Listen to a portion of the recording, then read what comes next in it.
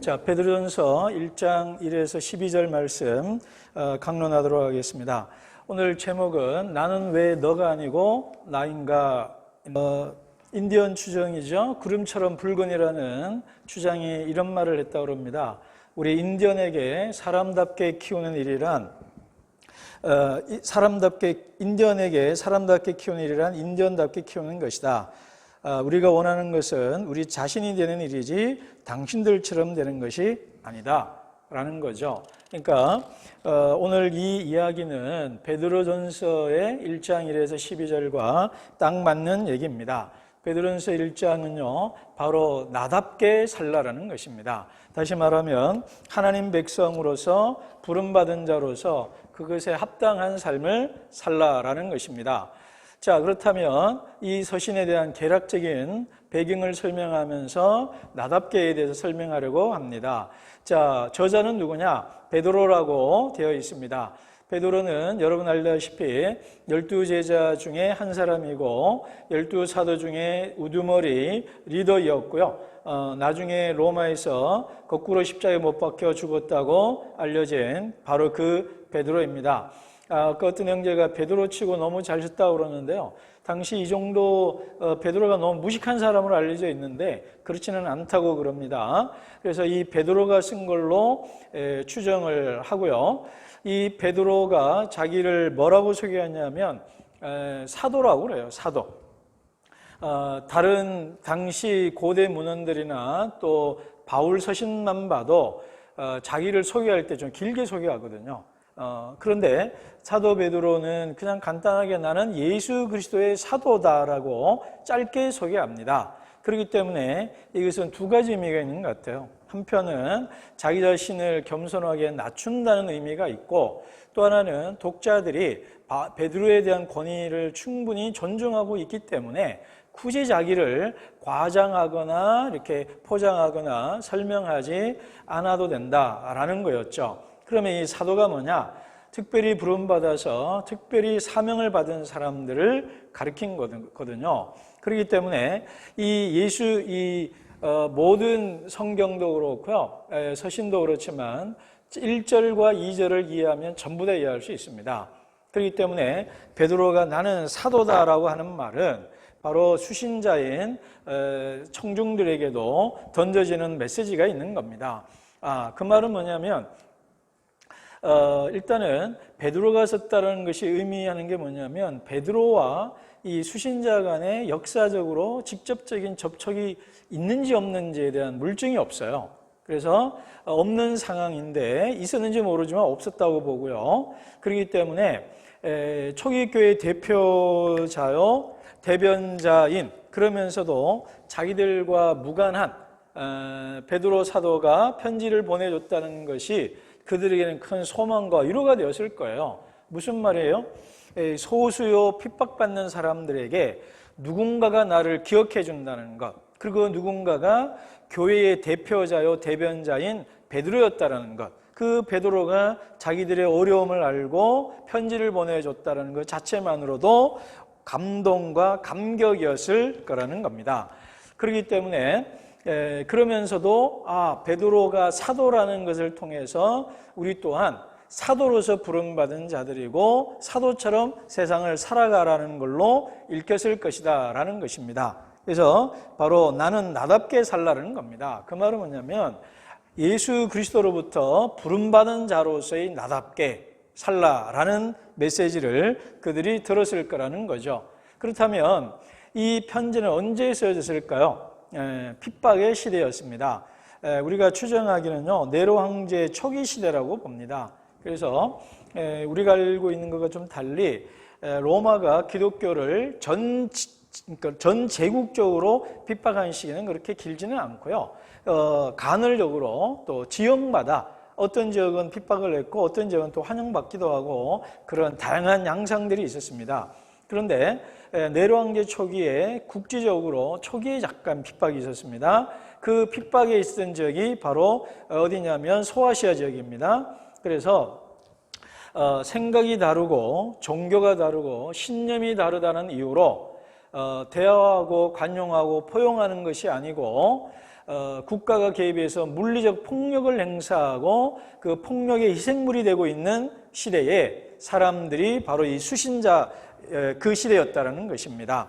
그래서 이 시대의 사람들이 핍박 속에서 마치 윤동주시 나오는 것처럼 피를 흘려야 되는 그런 시대였다라는 것입니다. 그렇기 때문에 이 베드로 서신은요, 신앙이 다르다고 해서 남을 폭력을 행사하고 생명을 앗아가고 재산을 빼앗는 강탈하는 그런 시대의 제국의 세계관과 다르게 그들과 다른 삶을 살라라고 쓴 책이 바로 베드로 서신이라는 겁니다. 그러면 어떤 사람들에게 쓴 거냐? 우리 화면 보시면요, 우리 본문에 보시면 순서가 본도, 갈라디아, 갑바도기아, 아시아, 비두니아 이렇게 돼 있어요. 그래서 동그라미 된 걸 따라서 본도로 제일 먼저 항구에 편지를 든 사람이 도착하겠죠. 그러면 갈라디아로 갔다가 갑바도기아로 갔다가 아시아로 갔다가 비두니아로 갔다가 다시 본도로 돌아와서 로마로 돌아가는 요 여정입니다. 그래서 요 1장 1절에 있는 요 순서가 편지를 전달하는 순서일 거다라는 거고요. 여기는 지금의 터키 땅입니다. 지금의 터키 땅이고요. 아시아라고 되어 있는 게 아시아가 아니고 이제 소아시아 지역인데 우리가 알고 있는 아시아는 주로 우리 동쪽 아시아죠. 여기는 터키 지역을 유럽인들에게는 이제 아시아라 이제 그렇게 했다라는 겁니다. 그리고 그들은 종교적으로 어떤 사람들이냐면 예수님을 직접 본 적이 없는 사람들입니다. 그건 우리도 마찬가지죠. 역사적 예수를 육체적으로 직접 보지 못한 사람들, 그런 그들이 어떻게 하나님을 믿을 거냐라는 것입니다. 이게 우리의 문제입니다. 그래서 예수를 보지 않고도 예수를 따르는 사람들이 이 소아시아 지역에 있던 사람들이었다. 근데 그들이 어떻게 역사적 예수를 본 적이 없어도 믿을 것이냐라는 것입니다. 그게 바로 베드로 서신이고요. 그들은 어떤 사람들이냐면 흩어진 나그네라는 것이 정말 중요한 겁니다. 제가 베드로 서신 어떻게 읽을 것이냐에서 얘기했던 것인데요. 흩어졌다라는 것은 디아스포라라는 단어고요. 그 다음에 나그네라는 단어는 파레페리모데스라는 걸로요. 그냥 영어 성경에 뭐 스트레인저라고 돼 있고 뭐 그렇게 돼 있는데 그냥 여행객입니다. 우리 미국으로 본다면 90일 비자 받아서 자유롭게 여행 갔다가 돌아오는 사람. 그게 여행객입니다. 예? 그래서 우리가 뭐 중국이나 뭐 아시아나 저 동남아나 유럽에 여행 갔을 때 뭐 60일, 30일 여행 가는 사람 그 여행객을 가리키는 단어가 바로 이 나그네라는 단어고 아브라함을 가리키던 그 단어입니다.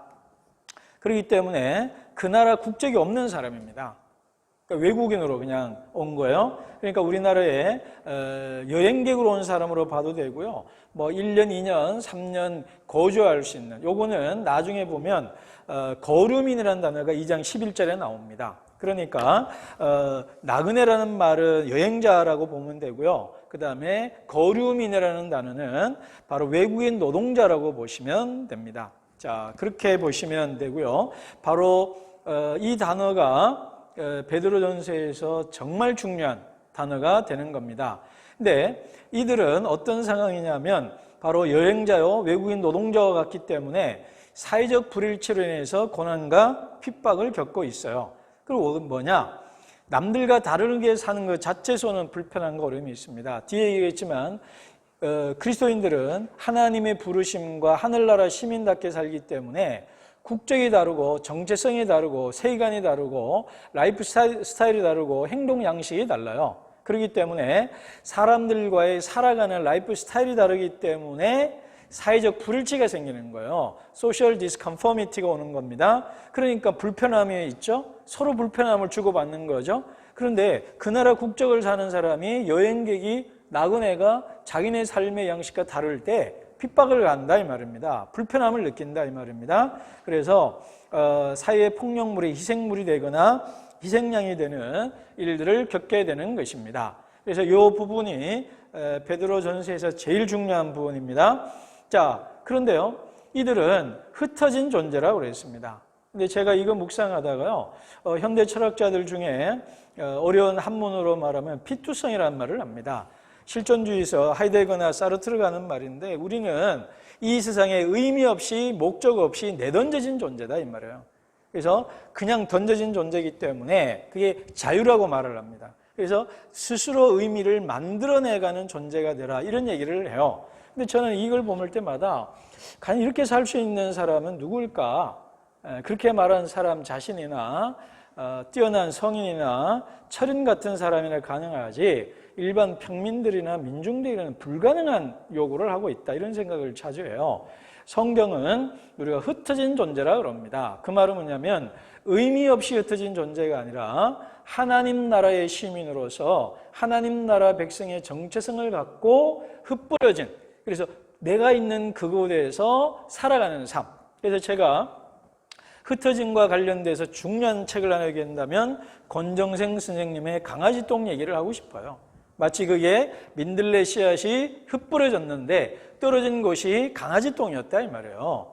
그러니까 의미 없이 무한한 허무한 공간에 내던져진 존재가 아니고요. 우리는 민들레 씨앗으로서 하나님 나라 백성을 흩뿌려졌고 떨어진 그곳이 어느 곳이든 그곳에서 민들레 꽃을 피우도록 부름받은, 콜링받은 그런 하나님 나라 백성이라는 것입니다. 그래서 내가 있는 그곳에서 하나님 나라 백성으로서 하나님 나라 대사로서 민들레 꽃을 피우며 살아가라 그 부름을 받으며 살았다는 겁니다. 이게 뒤에도 다시 한번 강조할 겁니다. 답 없이 사는 사람이 아니라 답을 찾아가며 답을 살아내며 가는 존재라는 것을 뒤에 얘기할 거예요. 그렇기 때문에 이 나그네요, 거류민이요, 디아스포라라는 것은 그 시대적 사람들과는 다른 친숙하지 않는 낯선 존재로 살아갈 수밖에 없다. 그래서 나답게 산다는 것은 다르게, 첫 번째, 두 번째, 낯설게 산다라는 겁니다. 근데 그러면 낯설게 다르게 산다는 게 언제, 어떻게, 왜, 어떻게 살아야 되느냐? 제가요, 여기서 한 가지 얘기하겠습니다. 우리 그런 말이 있죠. 물고기도 줘야 되지만 물고기 잡는 법을 가르쳐줘야 된다. 그런 얘기를 하잖아요.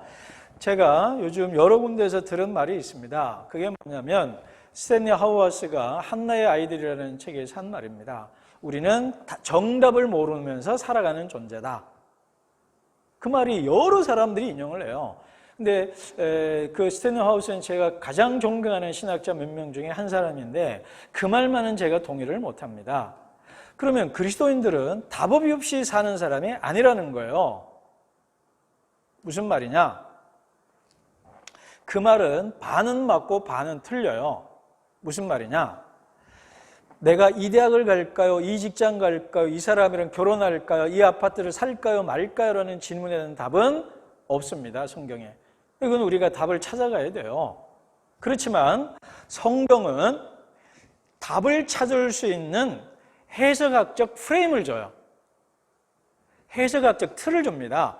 내가 내 삶을 해석하고 이 부분을 어떻게 살아야 되는가라는 틀, 프레임 또는 눈, 안목, 관점을 주는 것이 성경이에요. 그렇기 때문에 답 없이 사는 것이 아니고 답을 찾을 수 있는 해석학적 눈, 안목, 관점을 성경이 주고 있다는 거예요. 그러니까 답이 없다는 말은 반은 맞고 반은 틀린 말입니다.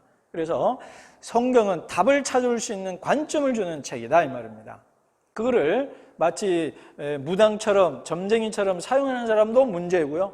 성경이 뭐 아무것도 답을 안 주는 것처럼 사는 것처럼 하는 것도 틀린 겁니다. 자, 그래서 제가 이 얘기를 하는 겁니다. 베드로는 뭐냐면 그 소아시아 지역에서 핍박받는 나그네요 고류민들에게 너희들이 성경을 따라서 너희들의 상황에 맞게 살아낼 수 있는 해석학적 틀을 주는 것이 바로 베드로전서라는 거예요. 그게 뭐냐면 This is that입니다. 제가 예전에 한번 얘기했죠. 이것이 잘 보세요. 신명기 5장 3절 얘기를 하겠습니다. 신명기 5장 3절에 모세가 신명기 설교를 하면서 이런 얘기를 해요. 십계명은 예전에 너희 조상 호렙산에서 너희 조상과 언약을 맺은 게 아니고 지금 너희와 언약을 맺은 거다 얘기를 해요. 자, 잘 보세요. 십계명은 출애굽한 다음에 호렙산에서 이스라엘 백성과 언약을 맺었어요. 근데 모세가 40년 지난 다음에 뭐라고 하냐면 그 사람들하고 언약을 맺은 게 아니고 바로 너희랑 맺은 거야 그래요. 그 말은 뭐냐면 광야 세대 지나서 이제 가나안 땅 들어갈 사람들이 해준 말이에요. 그러면 문자적으로 따지면 틀린 말입니다. 아니요, 모세 스님님, 우리하고 맺은 게 아니고요, 우리 조상들하고 맺은 건데 왜 그들이 아니라고 그래요? 왜 우리라고 그래요? 라고 말을 하는 거예요. 할 수 있습니다. 그러니까 이 모세의 해석학은 뭐냐면 이게 공동체적인 그 종말론적 관점인데요. 모세가 백성과 언약을 맺을 때 후손들도 거기 있었다라는 거예요. 그러니까 어떤 우리도 거기 있었다라는 거예요. 그러니까 그 자리에 그들만 있은 것이 아니라 너희들도 있었다는 것이고 바로 너희들을 위한 것, 매 시대를 위한 말이다. 이 말을 지금 모세가 하는 겁니다.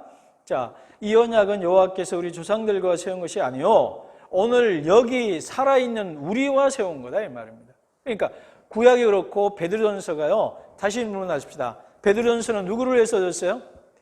소아시아 지역의 갑바도기아, 갈라디아, 본도의 지역의 사람들을 위해 쓴 게 아니고 지금 여러분을 위해 썼다 이 말입니다.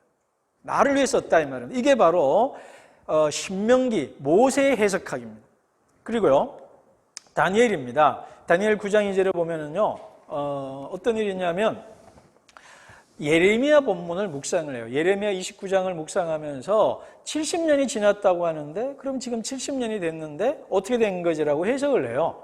그러니까 예레미야가 쓴 말은 지금 이 시대에 나를 위한 거라고 다니엘이 해석을 해요. 그래서 지금 베드로가 예전에 얘기했잖아요. 요엘 오순절 성령이 임하고 사람들이 방언을 하니까 너희들 미쳤다라고 하니까 베드로가 뭐라고 그래요? This is that. 이것은 관계대명사 that을 쓰면서 바로 요엘 선지자가 말한 this is that, 그것이야 라고 말을 하잖아요. 그러면서 요엘 선지자 요엘 2장을 인용을 하면서 마지막 때에 예언을 하고 꿈을 꾼다는 말을 인용을 해요. 너희들 요엘 선지자가 예언한 거 알지? 그게 바로 너희들 보고 있는 이거야 라고 지금 현재 일어나고 있는 일을 요엘 선지자의 말을 통해서 해석을 해주는 거예요. 자, 지금 이해가 되나요? 자, 그러면서 베드로가요 1장 10절에서 12절 하는 게 바로 그거예요. 예언자들 얘기하는 게 바로 그겁니다. 그래서 현재 상황을 성경으로 해석해 주는 거예요. 그게 바로 지금 베드로가 하고 있는 일이다라는 겁니다. 그런 다음에 우리 1장 2절이 중요한데요. 이 도표만 보고 좀 넘어갈 텐데요. 그래서 이게 시간, 의미, 존재 이게 다 제가 구분해 놨는데 이제 여러분은 첫째 성부 하나님에서 선택과 구원을 받았잖아요. 근데 지금 현재 성령에 의해서 성화, 거룩해지고 있다 이 말이에요. 그래서 제가 베드로전서 어떻게 읽으시냐 이처럼 거룩이 중요합니다. 거룩의 다른 말이 뭐예요? 다르게라는 겁니다. 구별되게. 다르게, 구별되게. 자, 그런데 다르게 구별되게 살기 위해서 어떻게 살아야 되느냐? 순종과 십자가, 핏부림. 피를 뿌린다는 것은 제사와 관련되어 있고요. 제사장 나라와 관련되어 있습니다. 내는 왕 같은 제사장이 연결되어 있고요. 또 하나가 뭐냐면 십자가와 연결되어 있습니다. 십자가의 핏뿌림 같은 삶을 지금 순종하며 살아라 이 말입니다. 그러니까 십자가 지는 순종의 삶을 사는 것이 거룩하고 구별되고 다르게 사는 삶이다. 이 얘기를 지금 베드로가 하는 겁니다. 그러면서 너희들이 새롭게 출생한 자로서 새로운 국적을 얻었으니 새로운 생활을 살면 하늘나라에서 새로운 유업을 받을 거다라는 소망을 줍니다. 너희들이 이렇게 살면 하늘나라에서 유업을 받는다.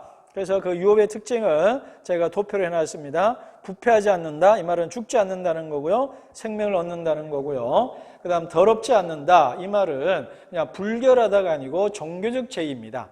그러니까 레위기에 나오는 불결, 오염, 불결, 거룩하지 않음.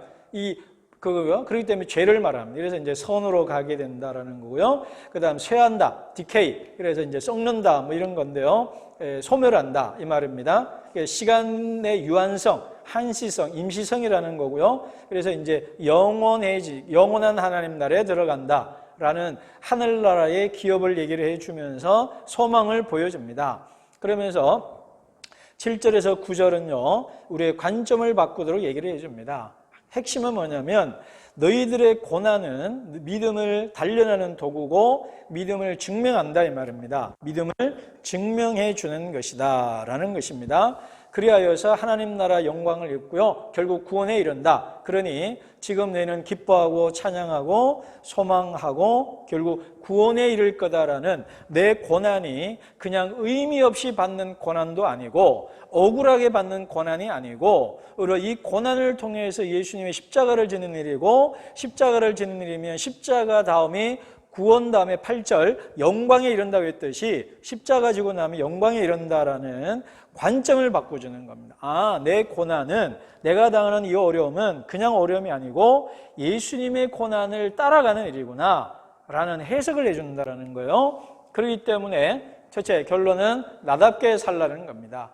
하나님 나라 백성답게 사도로서 이생에 부름받은 자로서 내가 있는 곳이 강아지 똥 같은 곳이라도 그곳에서 민들레꽃을 피우라는 하나님의 부르심이고 그것은 그들과 다른 정체성의 차이에서 오는 사회적 불일치에 오는 오해와 편견과 무시와 핍박이 따를 수밖에 없으니 6절에 나와 있는 것처럼 슬퍼하지 말고 좌절하지 말아라 이 말이에요. 오히려 기뻐하고 감사하라 이 말이에요. 그러므로 그런 상황 속에서도 다르게 살아라, 거룩해라, 구별되라, 십자가 지는 삶을 살아. 그들은 다르다고 핍박을 하지만 우리는 오히려 핍박하는 자를 축복해주고 이런 얘기가 베드로전서 뒤에 계속 많이 나옵니다. 이제 그렇게 살아가라라는 것입니다. 그러므로 오늘 결론 나답게 다르게 그 다음에 낯설게 세상 가운데서 살아가라라는 것입니다. 그러므로 마지막은요. 여러분 제가 오늘 마지막 결론은 베드로는 기뻐하라라는 것이었는데요. 그 기쁨을 이루기 위해서 우리는 좀 베드로전서를 좀 많이 읽어서 좀 내면화시켰으면 좋겠어요. 그래서 베드로를 통해서 베드로서신을 통해서 우리의 베드로의 해석학적 틀을 우리가 받아들이면 그러면 그 눈으로 세상을 보고 나를 해석하게 될 거고 그 말씀을 따라서 우리에게서 살아갈 수 있을 거라고 확신합니다. 우리 사랑하는 로고스 식구 여러분, 오늘 말씀처럼 베드로전서를 좀 많이 읽어서 마침내 이 베드로서신이 말하는 것처럼 내 삶에서 예수님이 십자가 지고 살아가는 하나님 나라 백성답게 살아가는 그런 저와 여러분 될 수 있기를 주님의 이름으로 축복합니다. 아멘.